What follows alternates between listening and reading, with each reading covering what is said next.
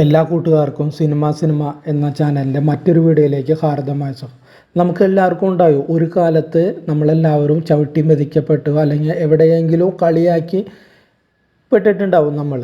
പിന്നെ അവിടെ നിന്ന് നമുക്ക് നല്ലൊരു രീതിയിലുള്ള ഒരു ജീവിത സാഹചര്യങ്ങളും ഉണ്ടായിട്ടുണ്ടാവും. അതുപോലെ ചവിട്ടി അരയ്ക്കപ്പെട്ട അല്ലെങ്കിൽ അവഹേളിക്കപ്പെട്ട അല്ലെങ്കിൽ അപമാനിക്കപ്പെട്ട പരിഹസിക്കപ്പെട്ട ഒരു ചലച്ചിത്ര നടനായിരുന്നു സലീം കുമാർ പഴയ കാലഘട്ടത്തിൽ. അവിടെ നിന്നാണ് അദ്ദേഹം ഉയർന്നു വന്നത്.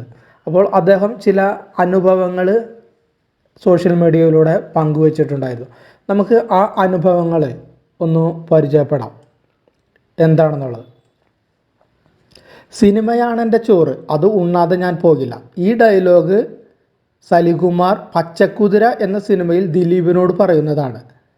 എനിക്ക് അഭിനയിക്കാൻ അറിയില്ലെന്ന് പറഞ്ഞു ഒരിക്കൽ എന്നെ മലയാള സിനിമയിൽ നിന്ന് പുറത്താക്കിയപ്പോൾ സിനിമയുടെ ചോറ് ഒരിക്കൽ ഉണ്ണാൻ കഴിയില്ല എന്ന് കരുതിയവനാണ് ഞാൻ എന്നാണ് ആദ്യം സലീം കുമാർ പറയുന്നത്. പിന്നെ പുള്ളിയുടെ അനുഭവങ്ങൾ തുടരുന്നു. നമുക്കത് ഒന്ന് വായിക്കാം, പുള്ളിയുടേതായ ഭാഷയിൽ വായിക്കാം. എൻ്റെ കഥ കേൾക്കാൻ ഞാൻ നിങ്ങളെല്ലാവരെയും കുറച്ച് പിന്നോട്ട് നടത്തുകയാണ്. ഞാൻ സിനിമയിലെത്തി കുറച്ച് കാലം കഴിഞ്ഞിട്ടു അഭിനയം ഒരു സ്ഥിരം തൊഴിൽ ആയിട്ടോ അതിൽ നിന്ന് കിട്ടുന്ന കാശ് സ്ഥിര വരുമാനമായോ കണ്ടിരുന്നില്ല. ഇഷ്ടമാണ് 100 വട്ടം, മേരാനാം ജോക്കർ എന്നീ സിനിമകൾക്ക് ശേഷം ഞാൻ നന്ദു പൊതുവാൾ, ജോർജ് ഏലൂർ, സന്തോഷ് കുർമശ്ശേരി എന്നീ സുഹൃത്തുക്കൾക്കൊപ്പം കൊച്ചിൻ യൂണിവേഴ്സൽ എന്ന പേര് ഞങ്ങളുടെ ട്രൂപ്പിൽ മിമിക്രി അവതരിപ്പിച്ചു വരികയാണ്. അന്ന് എൻ്റെ വീട്ടിൽ ഫോൺ ഇല്ല. എൻ്റെ കോണ്ടാക്റ്റ് നമ്പർ ചിറ്റാറ്റുകര എന്ന എൻ്റെ നാട്ടിലെ ഒരു മരണാനന്തര സഹായ സംഘത്തിൻ്റെതാണ്. ഒരു ദിവസം അവിടെ എനിക്കൊരു കോൾ വന്നു. കോട്ടയത്ത് സിബി മലയിലിൻ്റെ നീ വരുവോളം എന്ന സിനിമയിൽ സെറ്റിൽ നിന്ന് പ്രൊഡക്ഷൻ കൺട്രോൾ സിത്തു പനക്കൽ ആയിരുന്നു എന്നെ വിളിച്ചത്. ആ സിനിമയിൽ എനിക്ക് ഒരു വേഷമുണ്ടെന്നും കലാഭവൻ മണി ചെയ്യാനിരുന്ന വേഷമാണെന്നും മണിക്ക് ഡേറ്റ് ഇല്ലാത്തതുകൊണ്ട് എന്നെ വിളിക്കുന്നതാണെന്നും ഉടൻ തന്നെ വണ്ടി കയറണമെന്നും അദ്ദേഹം എന്നോട് പറഞ്ഞു. സിബി മലയിനെ പോലൊരു വലിയ സംവിധായകൻ്റെ ചിത്രത്തിൽ എന്നെപ്പോലെ ഉള്ള ഒരു തുടക്കക്കാരന് നല്ലൊരു വേഷം ലഭിക്കുക എന്നത് എൻ്റെ ഭാഗ്യമായി ഞാൻ കരുതി. ഒട്ടും താമസിച്ചില്ല. അടുത്ത ദിവസം തന്നെ ഞാൻ കോട്ടയത്തേക്ക് തിരിച്ചു. ആരോടും ഒന്നും പറയാൻ പോലും സമയം കിട്ടിയില്ല. കയ്യിൽ കിട്ടിയ ഷർട്ടും പാൻറ്റും പൊതിഞ്ഞെടുത്ത് ഞാൻ നേരെ സെറ്റിലെത്തി. ഒരു പാരലൽ കോളേജിലെ പിയൂണിൻ്റെ വേഷമാണ് സിബി സാർ എനിക്ക് തരാൻ നിശ്ചയിച്ചിരുന്നത്. എന്നാൽ സിബി സാർ എൻ്റെ സ്റ്റേജ് പ്രകടനമോ ഏഷ്യാനെറ്റിൽ ഞാൻ മുൻപ് അവതരിപ്പിച്ചിരുന്ന കോമഡി പരിപാടികളോ ഒന്നും കണ്ടിട്ടുണ്ടായിരുന്നില്ല.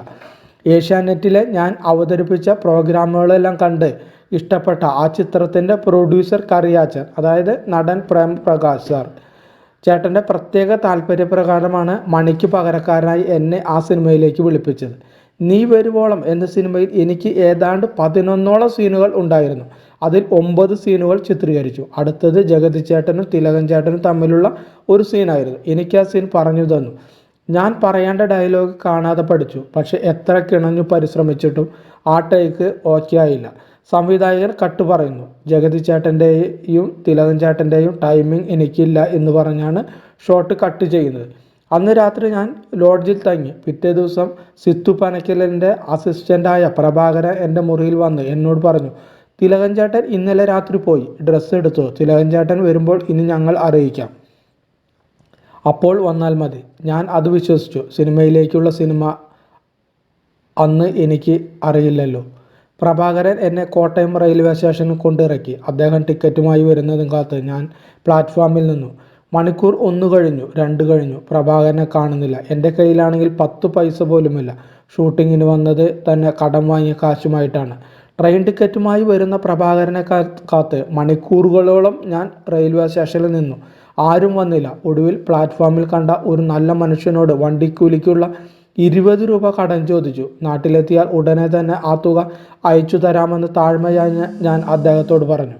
അദ്ദേഹം ഉടനെ എൻ്റെ തോളിൽ തട്ടി പറഞ്ഞു, എടോ, തന്നെ ഞാൻ അറിയും, തൻ്റെ TV പ്രോഗ്രാമുകൾ എല്ലാം ഞാൻ കാണാറുണ്ട്. താൻ കാശൊന്നും അയച്ചു തരണ്ട. തന്നെ സഹായിക്കാൻ സാധിച്ചുവെന്നത് എന്നെ സംബന്ധിച്ചോളം അഭിമാനമുണ്ട്.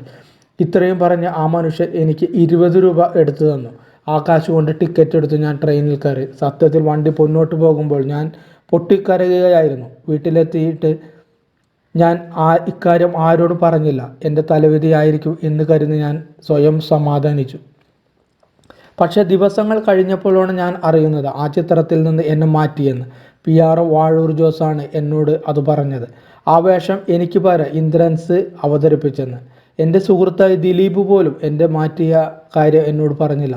സിനിമയിൽ സ്നേഹത്തിനും ബന്ധത്തിനും ഒരു വിലയുമില്ലെന്ന് അന്ന് എനിക്ക് മനസ്സിലായി. കാലം പിന്നെയും കുറേ കഴിഞ്ഞുപോയി. ഞാൻ തിരക്കുള്ള ഒരു നടനായി. ഒരു ദിവസം കറിയാച്ചൻ, അതായത് പ്രേംപ്രകാശ് ചേട്ടൻ്റെ ഫോൺ എനിക്ക് വരുന്നു. 2 ദിവസത്തേക്ക് എൻ്റെ ഡേറ്റ് വേണം. സിബി മലയിൽ സാർ ആണ് സംവിധാനം. സിനിമയുടെ പേര് എൻ്റെ വീട് അപ്പുവിൻ്റെ. ഒരു നിമിഷം ഞാൻ ദൈവത്തെ ഓർത്തു, ഒപ്പം കോട്ടയം റെയിൽവേ സ്റ്റേഷനെയും. ഞാൻ അദ്ദേഹത്തോട് പറഞ്ഞു, ഇപ്പോൾ എന്തായാലും എനിക്ക് ഡേറ്റ് ഇല്ല. ഞാൻ അഭിനയിക്കുന്ന കിളിച്ചുണ്ടൻ, മാമ്പഴം, തിളക്കം എന്നീ സിനിമകളുടെ ഷൂട്ട് ഒരേ സമയം നടക്കുകയാണ്. 2 ദിവസം കൂടി വെയിറ്റ് ചെയ്താൽ ഡേറ്റ് തരാം. കറിയാച്ചൻ ചേട്ടൻ വീണ്ടും റിക്വസ്റ്റ് ചെയ്തു. ഞാൻ അപ്പോൾ അന്ന് വാങ്ങുന്നതിൻ്റെ ഇരട്ടി പ്രതിഫലം ആവശ്യപ്പെട്ടു. അദ്ദേഹം അതും സമ്മതിച്ചു. ആലുവയിലായിരുന്നു ലൊക്കേഷൻ. ഞാൻ ചെന്നിറങ്ങുമ്പോൾ യൂണിറ്റിലുള്ള ആളുകൾ ഓരോരുത്തരും വന്നു എനിക്ക് ഷെയ്ക്ക് ഹാൻഡ് തന്നു. എനിക്ക് സത്യത്തിൽ കാര്യം മനസ്സിലായില്ല. അപ്പോൾ അവർ എന്നോട് പറഞ്ഞു, സാർ ഓർക്കുന്നുണ്ടോ എന്നറിയില്ല, നീ വരുവോളം എന്ന ചിത്രത്തിൻ്റെ സെറ്റിൽ നിന്നും സാറിനെ പറഞ്ഞു വിടുമ്പോൾ ഞങ്ങൾ തന്നെയായിരുന്നു യൂണിറ്റ്. ഇന്നിപ്പോൾ 2 ദിവസമായി സെറ്റ് മുഴുവൻ നിങ്ങൾക്കായി കാത്തിരിക്കുകയാണ്. ഇപ്പോഴും ഞങ്ങൾ തന്നെയാണ് യൂണിറ്റ്. എൻ്റെ കണ്ണു നിറഞ്ഞുപോയി. ഞാൻ അവരോട് പറഞ്ഞു, അന്ന് എൻ്റെ മോശം സമയമായിരുന്നു, ഇന്ന് എൻ്റെ നല്ല സമയം. മോശം സമയത്ത് എന്തു ചെയ്താലും മങ്ങിപ്പോകും. സമയം നന്നാകുമ്പോൾ അഭിനയം നന്നാകും, എല്ലാതും നന്നാകും. ആ സിനിമയിൽ അഭിനയിച്ച് കുറച്ചു കാലം കഴിഞ്ഞ ആണ് അച്ഛനുറങ്ങാത്ത വീട് എന്ന സിനിമയിലെ അഭിനയത്തിന് സിബി സാർ ചെയർമാനായിട്ടുള്ള ജൂറി കമ്മിറ്റി എന്നെ മികച്ച 2ാമത്തെ നടനായി തിരഞ്ഞെടുക്കുന്നത്. അവാർഡ് ദിനത്തിൻ്റെ അന്ന് രാത്രി നടന്ന ഡിന്നറിൽ ഞാനും സിബി സാറും ഒരുമിച്ച് ഒരേ ടേബിളിൽ ഇരുന്ന് ഭക്ഷണം കഴിക്കുമ്പോൾ അഭിനയിക്കാൻ അറിയാത്തതുകൊണ്ട് പുറത്താക്കപ്പെട്ട് കോട്ടയം റെയിൽവേ സ്റ്റേഷൻ്റെ പ്ലാറ്റ്ഫോമിൽ 7 മണിക്കൂറോളം ട്രെയിൻ ടിക്കറ്റിനായി കാത്തുനിന്ന ആ പഴയ സലീം കുമാർ എന്ന സാധു മനുഷ്യൻ എന്നെ നോക്കി അപ്പോഴും ചിരിക്കുന്നുണ്ടായിരുന്നു.